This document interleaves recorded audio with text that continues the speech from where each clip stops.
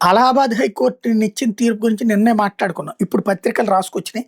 వివాహిత పురుషుడు, మేజర్ అయిన మహిళ పరస్పర ఆమోదంతో సహజీవనం చేయడం చట్ట ప్రకారం నేరంగా పరిగణించలేమని అలహాబాద్ హైకోర్టు రూలింగ్ ఇచ్చింది. పోలీసులు తమను అరెస్ట్ చేయకుండా ఆదేశాలు ఇవ్వాలంటూ ఆ పురుషుడు, మహిళ పెట్టుకున్న 2 వేర్వేరు పిటిషన్ల మీద జేజే మునీర్, జస్టిస్ తరుణ్ సక్సేనాల డివిజన్ బెంచ్ ఈ మేరకు పేర్కొంది. పిటిషనర్లను అరెస్ట్ చేయరాదంటూ యూపీ పోలీసులకి మధ్యంతర ఉత్తర్వులు జారీ చేసింది. ఒక వివాహితుడు మరొక మేజర్ మహిళతో ఆమె సమ్మతితో లివ్ ఇన్ రిలేషన్‌షిప్‌లో ఉంటే అది నేరం కాదు. నైతికత, చట్టం రెండింటికి వేర్వేరుగా చూడాలి. ఇక్కడ చట్టం ప్రకారం ఎటువంటి నేరం జరగలేదు. అట్లాంటప్పుడు సామాజిక విశ్వాసాలు, నైతిక విలువలు కోర్టులు ప్రభావితం చేయలేవని ధర్మాసనం స్పష్టం చేసింది.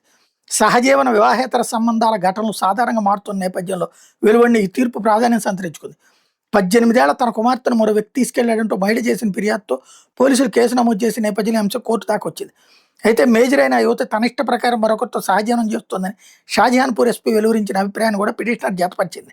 ఇరు వర్గాల వాదనలను ధర్మాసనం కౌంటర్ అఫిడవిట్ దాఖలకు 2 వారాలు గడువిస్తూ తదుపరి విచారణ ఏప్రిల్ 8కి వాయిదా వేసింది.